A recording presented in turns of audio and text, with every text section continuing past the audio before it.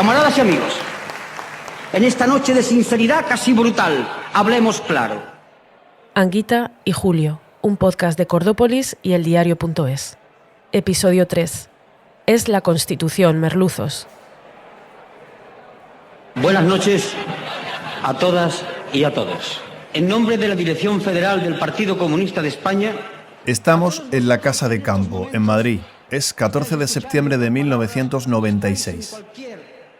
El Partido Comunista celebra su tradicional fiesta. Quiero agradecer en primer lugar a los hombres y mujeres de nuestro partido. El público anda a medias entre el ambiente de romería y el mitin. Hay casetas donde se puede conseguir un chorizo a la brasa, una camiseta para salvar el mundo o un mojito.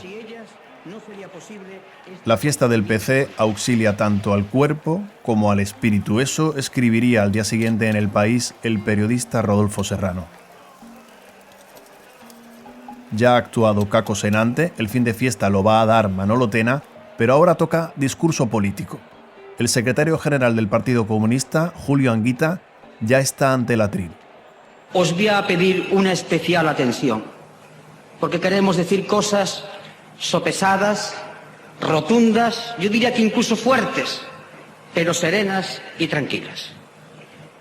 Lo que los camaradas presentes no saben aún es que van a asistir a un discurso que marcará un punto de inflexión en el comunismo en España. Ese día, Anguita recuerda que el Partido Comunista renunció a algunos de sus principios para que la democracia fuera una realidad. Es decir, que los comunistas apoyaron la Constitución española porque era un avance hacia la democracia, no porque estuvieran de acuerdo con el 100% de su contenido. Yo voy a explicar en nombre del PC por qué entonces se cedió. Por esto que voy a leer. Se cedió porque el artículo 35 mantiene el deber de trabajar y el derecho al trabajo para todos y todas. Porque el artículo 40 de la Constitución... Anguita dedica 10 minutos completos a leer los artículos de la Constitución que los comunistas apoyaban. Son los artículos que amparan el derecho al trabajo, a la vivienda, las pensiones, a una fiscalidad progresiva, las prestaciones sociales ante situaciones de necesidad. Yo sé que la lectura de unos artículos puede parecer pesada, pero pido paciencia. Y sigue recordando los artículos de la Constitución que protegen la igualdad de los españoles ante la ley, el derecho a huelga, el derecho a disfrutar de un medio ambiente adecuado, el artículo que garantiza la negociación colectiva laboral. Y para cerrar este conjunto de artículos económicos y sociales, como corolario, el artículo 128 proclama solemnemente un principio de obligado cumplimiento cuando dice: toda la riqueza del país en sus distintas formas y sea cual fuere su titularidad está subordinada al interés general. Un momento, ¿que la Constitución española dice que la riqueza está subordinada al interés general? Esta es la formulación que eleva a categoría de principio constitucional el que lo privado esté siempre, siempre, siempre supeditado al interés general y no al revés, como ocurre ahora.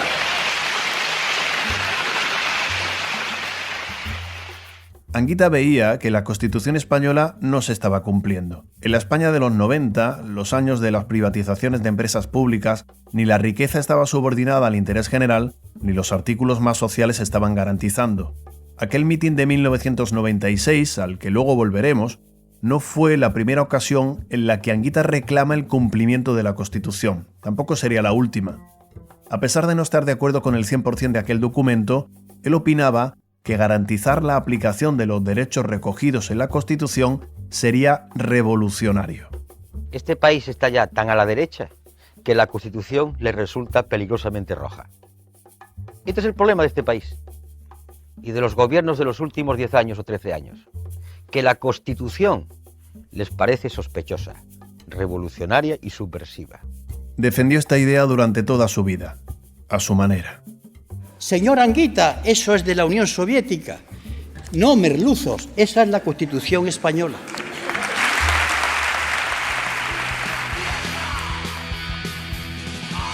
En el episodio anterior, Julio Anguita había llegado a Sevilla, a una casa alquilada de la Alameda de Hércules.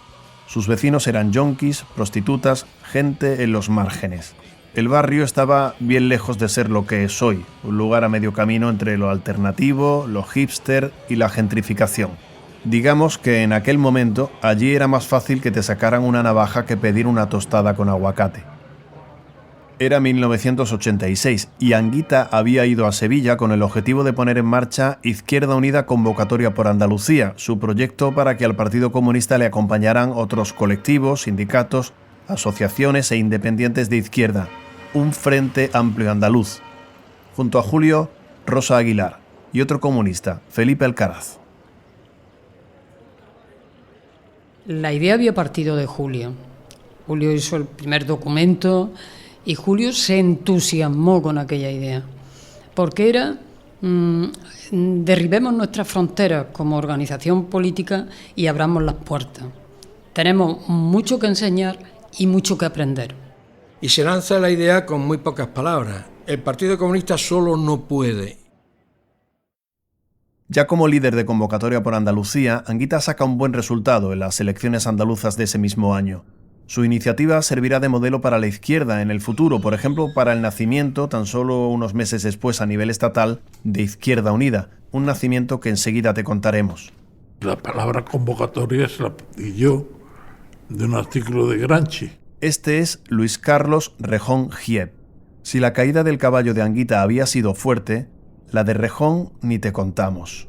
Miembro de una buena familia de la campiña cordobesa, tierra de olivares y terratenientes, Rejón se convirtió en mano derecha de Anguita.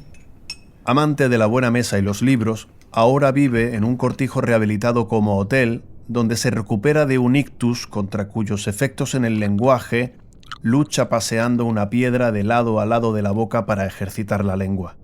Rejón dirigió varias campañas electorales de Anguita, entre ellas la de 1986 a la Junta de Andalucía. Julio fue candidato por Izquierda Unida Convocatoria por Andalucía. Me enrolló y le llevé la campaña. Yo pedí todo lo más difícil. Pues yo quiero un chalet con pista de tenis y piscina. El lema serio de esta campaña para las elecciones andaluzas de 1986 fue Julio Anguita, tu presidente, Izquierda Unida, tu voto. Pero el lema, que después permanecería en la memoria, fue en junio, Julio. Fui al Corte Inglés, le compré una camisa azul, clarita, una corbata rojita, no roja, rojita, con dibujitos. La anécdota que va a contar ahora Rejón sucedió en el centro de Granada, en plena calle. Quítate la camisa, lo dejé en pelota allí, en medio de los jardines del paseo del Salón que dan al Genil. Le puse la camisa y quedó muy bien.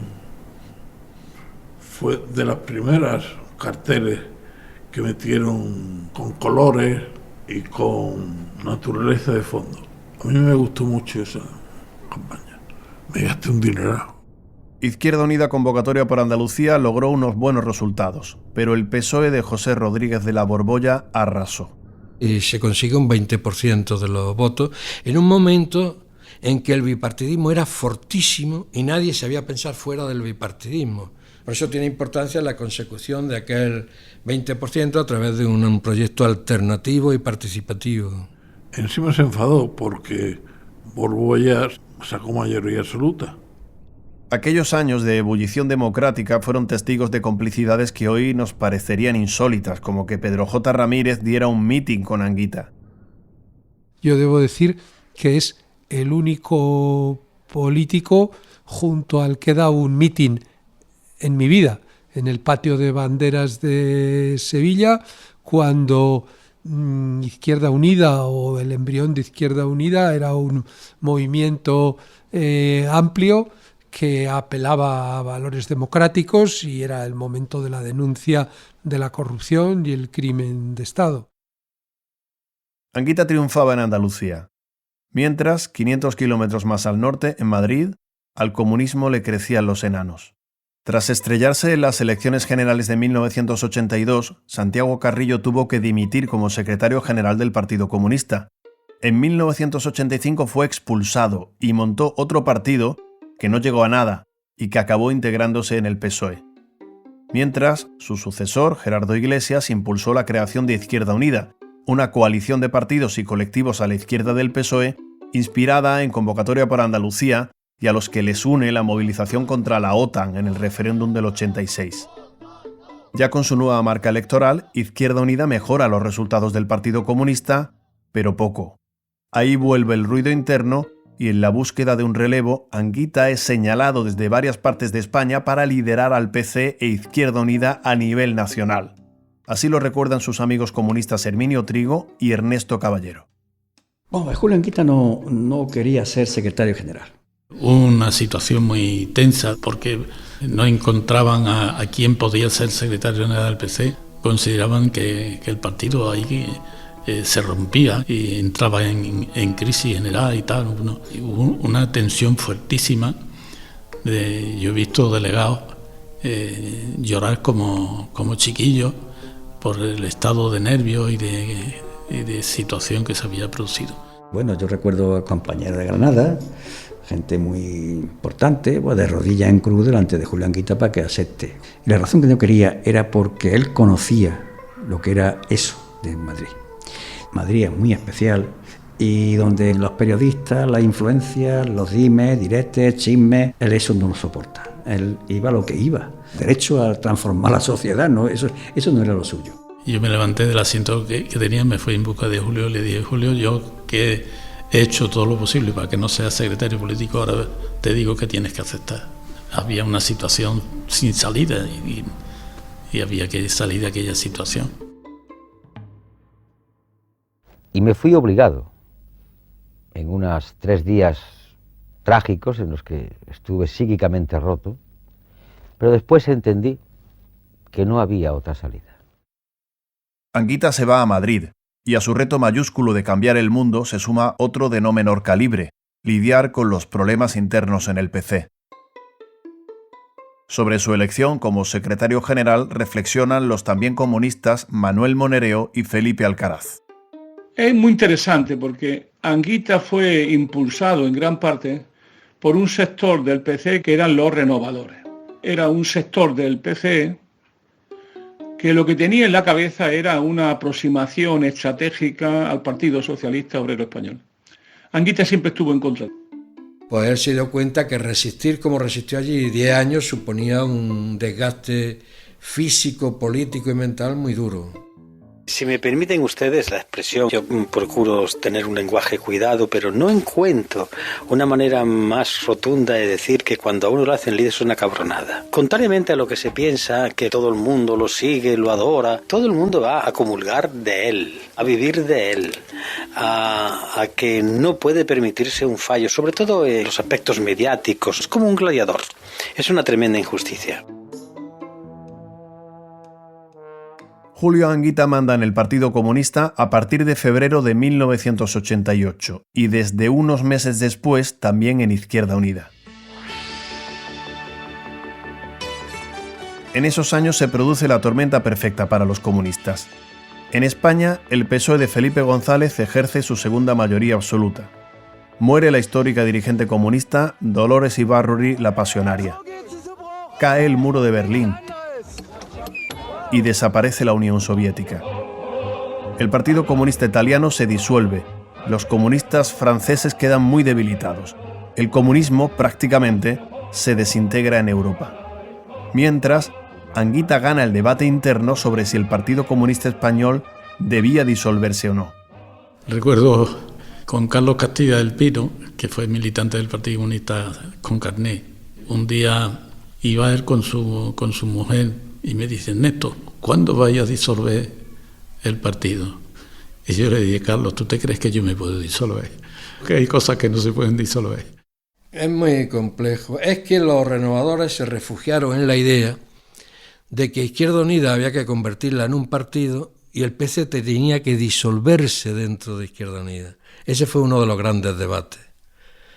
Muchos decíamos que no había por qué disolverse, sino que había que respetar las identidades en el marco de un frente amplio, que es lo que además al final se ha impuesto, no solo en Francia, sino en Chile, en muchos sitios. Y ese fue un gran debate. Hasta su amigo de juventud y sucesor en la alcaldía de Córdoba, Herminio Trigo, lo presionaba para que se decidiera. Yo se lo dije claramente, que la gente se estaba yendo, la gente está cruzando el río. Y tú tienes que encabezar eso, tú no puedes dejar que la gente se abandone y se vaya, ¿no? Anguita siempre pensó que una salida socialista en España tenía que hacerse más allá de la socialdemocracia y también más allá de lo que fue el modelo soviético. Y quiero decir que esto se hizo en el año 1986, 85, 86, 87. Es decir, en momentos donde todavía la Unión Soviética existía y tenía un enorme poder. Es decir, que en cierta medida Anguita y el Partido Comunista de su época se adelantó a los tiempos. Dicho de otra manera, Anguita no reacciona a la caída de la Unión Soviética para la renovación del PC desde la izquierda, sino que lo adelanta, porque sabía que había un modelo agotado. El Partido Comunista Español no se disolvió.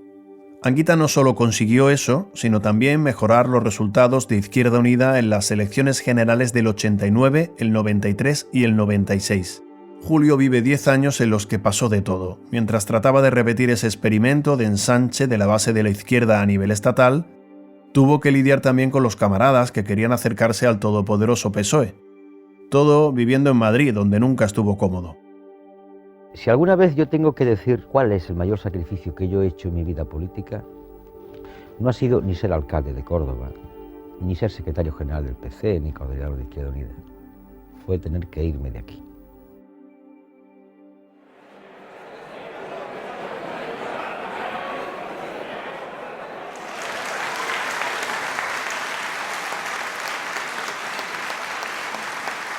Camaradas y amigos, veamos la realidad de nuestro país. Volvemos un momento al histórico mitin de la Casa de Campo, el de 1996. En España gobierna ya la derecha. El PP de José María Aznar había llegado al poder en marzo, después de que Felipe González tuviera que adelantar elecciones tras perder los apoyos de los nacionalistas catalanes. Según Anguita, las políticas económicas que aplicaría el PP de Aznar diferirían poco de las desarrolladas previamente por el PSOE. Estamos ante un proceso dirigido a favorecer exclusivamente los intereses del capital, a la imposición de un modelo económico de carácter regresivo, el neoliberalismo que intenta conseguir acabar con todas las conquistas sociales y volver a mediados del siglo XIX. Es decir, que Anguita acusa a González y a Aznar de abrazar el neoliberalismo y estar saltándose la Constitución, aquella herramienta que el PC respaldó a pesar de no estar de acuerdo al 100% con ella, sacrificando algunos de sus ideales. Si la derecha gobierna hoy en España es porque desde hace muchos años sus valores fueron implantándose desde el poder, desde medios de comunicación, desde universidades y desde la cultura oficial. Unos valores y unas pautas culturales propias del llamado pensamiento único del neoliberalismo que han terminado, y esto es lo triste, por ser asumidas y defendidas como propias por muchos colectivos políticos, sociales, tradicionalmente de izquierdas. Para Anguita, el mejor ejemplo de este abrazo al neoliberalismo es el Tratado de Maastricht. Maastricht no está lejano. Maastricht es la pensión que disminuye. Maastricht es el recorte en gasto sanitario. Maastricht es la congelación salarial de los funcionarios. Maastricht es el recorte de inversiones para infraestructuras y obras necesarias. Si hubo alguien en España que predijera los problemas económicos que iba a provocar Maastricht, ese fue Julio Anguita. El mal funcionamiento de la LOCSE, el recorte creciente del subsidio de desempleo, etc. Maastricht no es lo inmediato, lo cercano, lo que afecta a cada ciudadano y a cada ciudadana. No solo en aquel mitin de la fiesta del Partido Comunista del 96 Anguita señaló insistentemente a Maastricht como lo que causaría los males económicos del futuro, o sea, de nuestro presente. Pero ¿por qué Izquierda Unida rechazaba el Tratado de Maastricht? Resumiendo mucho, porque era una unión monetaria pero no fiscal, y él preveía que eso iba a agrandar las desigualdades entre los países del norte y los del sur. Julio es que es el que levanta las piedras y hace que se vean los gusanos. El método de trabajo de Anguita era reunirse con expertos, analizar con ellos un tema y luego sacar sus propias conclusiones. Uno de esos expertos es el catedrático de Economía de la Universidad de Sevilla, Juan Torres. Todo el mundo sabe, yo creo, que él fue pues uno de los políticos españoles en activo que con más insistencia planteó lo mal que estaba diseñado el Tratado de Maastricht, las consecuencias que iba a tener y las que ha tenido, efectivamente, ¿no? Quienes defendían la Unión Monetaria y la entrada de España en la Unión Monetaria lo hacían como el que defiende la Inmaculada Concepción. Está en su derecho, pero está defendiendo una creencia, ¿no? Y a mí se me ha acercado Isabel Tocino y Rodrigo Rato a decir, no, sí, lleva razón. Lo que pasa es que no podemos decirlo. En el aeropuerto del Prat, José Borrell se ha dirigido al coordinador de nuestra área de política económica, Salvador Llobé. Yo no, Salvador, si lleváis razón con lo de Maastricht, pero es que, claro. Para Julio supuso ser un outsider, ¿no? Pero yo creo que de eso no se tuvo por qué arrepentir nunca, porque realmente los datos y los hechos le han dado la razón, ¿no? Basta ver cómo las periferias nos hemos desindustrializado. Basta ver cómo las economías de la periferia y España o Italia en particular hemos tenido que competir a través de la devaluación salarial, es decir, de la permanente pérdida de capacidad adquisitiva de clases trabajadoras y medias y de las pequeñas y medianas empresas. Y basta ver cómo nos hemos convertido en una economía muy subalterna. Maastricht fue una punta, una referencia en la construcción europea que destruyó soberanías económicas, planteó la quimera de una convergencia monetaria sin una convergencia económica real de las economías, moneda única pero sin convergencia de las economías, las desigualdades entre el norte y el sur de Europa. Julio todo esto lo vio clarísimo y en su momento remó contracorriente y fue descalificado por decir estas cosas. Seguramente en ese análisis suyo, además de analizar cómo podían quedar los países del sur con respecto a los países del norte de Europa, que es algo que se ha ido viendo después a lo largo de los años, también tenía que ver el hecho de que él como alcalde, bueno, había hecho uso de la deuda en el ayuntamiento para poder poner en marcha y transformar una ciudad. Cuando digo soy europeísta, no quiere decir que sea de la Unión Europea. Yo estoy totalmente en contra de esta Unión Europea. Soy europeo y creo en el diálogo y en la cooperación europea. Yo creo que tiene una visión de la Unión Europea que desde luego no comparto. No digo respecto de lo que puede ser en el futuro, sino respecto de lo que es la realidad. Porque es verdad que no es solo un mercado interior, y no lo es en este momento. Por consiguiente, yo creo que no se debería simplificar la visión que se tiene de la Unión Europea.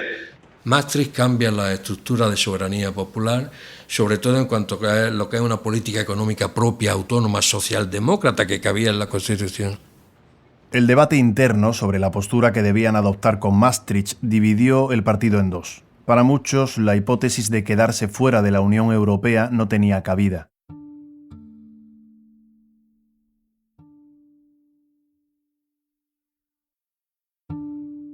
Las discrepancias políticas se llevaron por delante incluso relaciones de amistad de décadas. Me separó de Anguita el Tratado de Maastricht. Herminio, el amigo de juventud de Anguita, maestro como él, con quien descubrió el comunismo, al que señaló como su sucesor en la alcaldía de Córdoba y que le había acompañado política y personalmente durante décadas, se posicionó a favor del Tratado de Maastricht, es decir, en contra de Julio. Yo me acerqué a Julio ese día con un estado de ánimo terrible. Yo sabía que te lo tenía que decir. Yo no podía votar en contra de él sin habérselo dicho. Eso no podía hacerlo yo.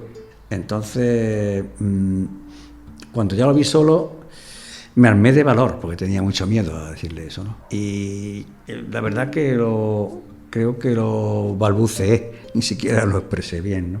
Entonces, yo creo que me lo expliqué mal incluso, ¿no? Pues estaba yo con un malestar interno, ¿no? Eran muchos años que tiraba por la borda, ¿no? Que renunciaba a eso. Entonces, fue un trago muy difícil, muy amargo. Me mira ese Julio y me dice, haz lo que quieras. Claro, no le sentó bien aquello, ¿no? Si la ruptura con Herminio fue una de las más dolorosas a nivel personal, la que protagonizó con Cristina Almeida fue una de las más sonadas. En 1992, Anguita había anunciado que Izquierda Unida se abstendría. Parte de sus diputados, liderados por Nicolás Sartorius, se saltaron la disciplina de voto. Cristina Almeida fue una de los diputados de Izquierda Unida que votaron a favor del Tratado de Maastricht en el Congreso y se alinearon con el PP y con el PSOE. Eso provocó una nueva crisis interna. la bola se fue agrandando y los renovadores, entre los que también había gente como Diego López Garrido, acabaron formando Nueva Izquierda, una corriente interna que fue expulsada de Izquierda Unida unos años después. Gente de dentro, gente que se va despintando, que pasa del rojo al rosa. Julio pues lo vivió personalmente mal, porque era gente muy amiga suya, algunos no. El histórico debate de la unidad, volver o no a refugiarse en la llamada Casa Común de la Izquierda. Yo soy un dirigente político que acostumbra a decir lo que piensa. No me gustan los cambios de chaqueta. Me acuerdo que una vez que me llaman de la fiesta del PC y me llaman porque querían hacer un homenaje a los abogados laboralistas. Pero ese día doy la charla tal y cuando salgo me encuentro que está Julio allí, fuera, y le voy a saludar, pero bueno, yo siempre pego 2 besos y tal. Y de repente yo voy, hola Julio, ¿cómo estás? Y me pone la mano así y no me deja de acercarme. Y digo, pues nada chico, adiós. Hice una especie de corte de manga y me fui. En 2012, 20 años después de aquella votación sobre Maastricht, Anguita lee en El País un artículo de opinión de Felipe González que, según asegura Anguita, le daba la razón. El día 20 de mayo del 2012, el diario El País publica un artículo de él donde dice: cuando construimos la moneda única nos equivocamos. Porque, y dice en qué se confundieron o qué no tuvieron en cuenta, mejor esa expresión. Justamente lo que se le había dicho muchas veces en los debates parlamentarios. Es decir, políticos más pendientes de los medios de comunicación que de estudiar. El político tiene que estudiar. El político tiene que tener horas para reflexionar. Para eso le pagan.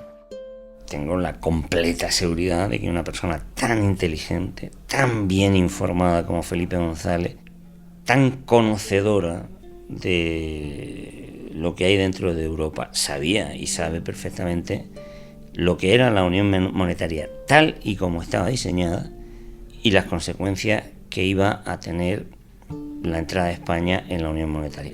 La opción de no entrar en la Unión Monetaria en aquel momento, pues hay que reconocer que era de una envergadura que el más mínimo pragmatismo hubiera rechazado.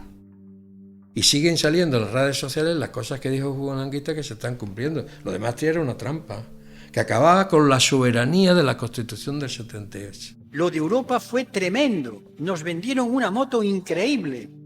Lo paradójico es que con el paso del tiempo se ha ido viendo que efectivamente esa construcción europea monetaria del control de las cuentas, pues bueno, derivó en una crisis del euro, una crisis financiera, los hombres de negro y la troika que pidieron grandes sacrificios a países como Grecia, también el rescate de España, la reforma del artículo 135 de la Constitución y, bueno, una crisis de aquellos años que también fue el germen del movimiento 15M. O sea, al final, bueno, es esa paradoja de en los años 90 decir algo y estar muy solo y luego, tiempo después, pues parece que ese pensamiento sí se vio más acompañado por muchas más gentes. Julio fue una persona que en Izquierda Unida tuvo un problema de gran soledad. Por un lado, porque estaba muy por encima de la gente que estaba a su alrededor, y ya te digo que era muy poca gente el círculo de absoluta confianza de Anguita.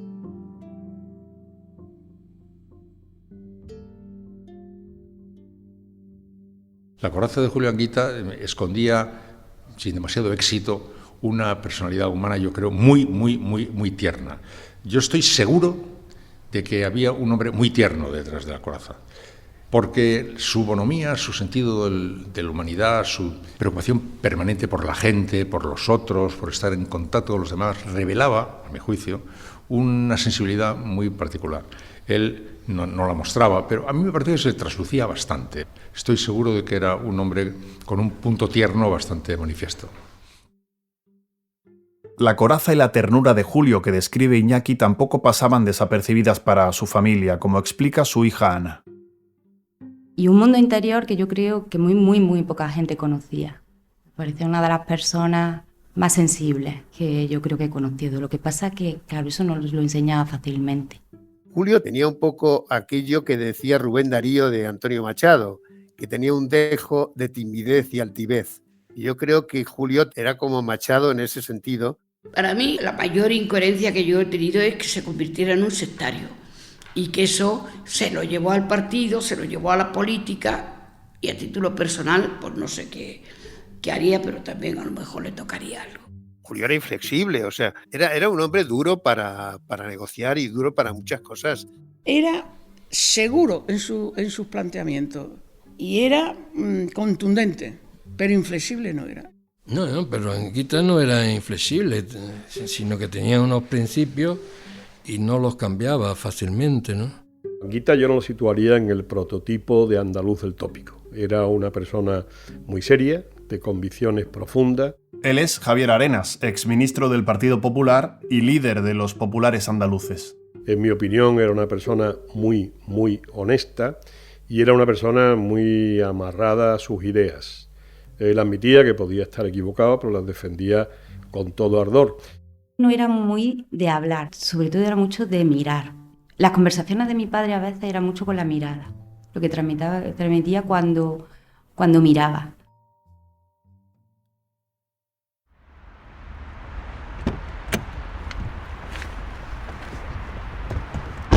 Me llamo Antonio García, estuve de conductor con Julio Anguita desde que llegó a Madrid, en torno a unos 15 años estuve aproximadamente con él. Julio siempre gestionaba, siempre que le fuera posible, los viajes en coche, porque tenía terror a volar, coche o tren. Siempre se ofrecía a conducir para que descansara el conductor por si estaba cansado. Siempre, déjamelo llevar, que me relajo un poco. Íbamos poniendo música y pues íbamos incluso cantando algunas veces. Soy Tomás Vigara y estuve en el equipo de escolta que estuvo con Julio Anguita durante todo el tiempo que él estuvo en Madrid. Él se montaba en el coche y te ponía mucho radio LED. Carlos Cano le encantaba. Él era un hombre de siesta, que le gustaba descansar, relajarse. En Córdoba él tenía casa. Y bueno, terminábamos de coger y él me decía, ¿te han reservado hotel o tal? Digo, no, yo me voy a quedar por aquí, voy a estudiar un poco, voy a leer, tal. No, tú te vienes a casa a descansar. Tú tienes que estar también fresco para protegerme a mí, en plan de WhatsApp, ¿sabes? Muchas veces en plan de WhatsApp. Eso no lo ha hecho nadie, o sea, ni lo hace nadie. Y yo cuando comentaba estas cosas, pues los compañeros alucinan. Dice, no puede ser. Digo, sí. Bueno, era un poco, huía del baño de multitudes, por decirlo de alguna manera, se sentía ahí incómodo, ¿no? Yo creo que tenía una parte ahí de vergüenza o algo así. Siempre intentábamos buscarle la puerta más cercana a la salida para que tuviera los menos tropiezos posibles, porque sabíamos que no estaba a gusto en ese ambiente. Antonio y Tomás protegieron y acompañaron a Julio en su vida política de los 90, también durante sus campañas electorales. Yo había terminado los exámenes en la facultad y él se iba a la campaña, pues estoy hablando del 92, 93, y me dice mi padre, ¿me acompaña? Y yo me encantaba, me encantaba, porque me lo pasaba en grande. Yo tengo las campañas muy tranquilas. Hoy quizás por una excepción en Córdoba tengo 2 mítines, pero por ser Córdoba. Y ya con Córdoba uno rompe todas las excepciones, ¿no? Pero los demás días no, Rueda de prensa por la mañana y por la tarde el mítin. Íbamos de ciudad en ciudad, daba los mítines, lo escuchábamos. Yo dormía con él, con lo cual estaba muy cerca de mi padre, ¿no? Porque muchas veces, como no lo había tenido, pues que disfrutaba de estar con mi padre, la verdad. No me gustan las campañas, en absoluto.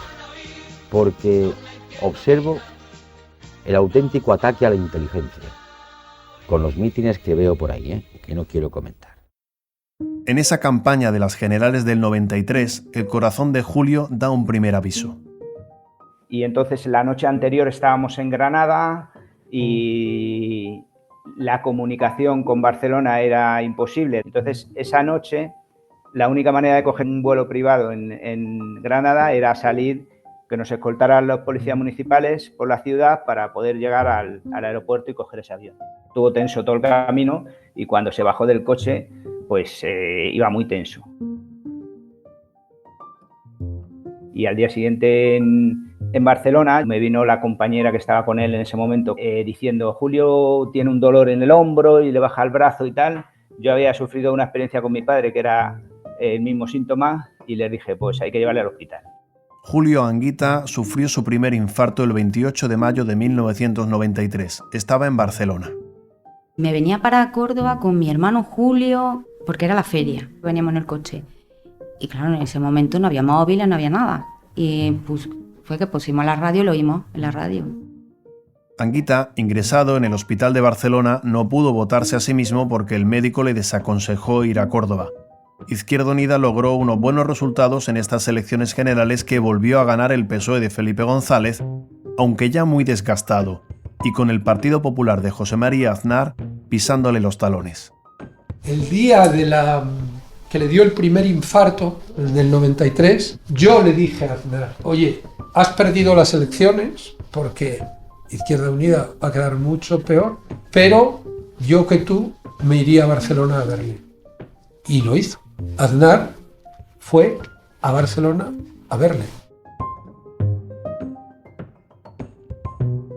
Anguita y Julio es un podcast de Cordópolis y eldiario.es con el apoyo de Podimo, el Ayuntamiento de Córdoba y el Área de Memoria Democrática de la Diputación de Córdoba. Has escuchado la voz de Julio Anguita gracias a cortes del archivo del Partido Comunista, Izquierda Unida, el Archivo Municipal de Córdoba, Cordópolis, Diagonal Asturias, la Fundación Cajasol y el programa Carne Cruda. También en fragmentos de las conversaciones que mantuvo con Juan Andrade para el libro Atraco a la Memoria, editado por ACAL. Los guiones los firman Marta Jiménez y José María Martín. Fernando Vacas ha sido el autor de las músicas originales de este podcast. El montaje y el diseño de sonido es de Idea Sonora. Gracias a Reincidentes por cedernos su versión del himno de Andalucía que has escuchado en este episodio.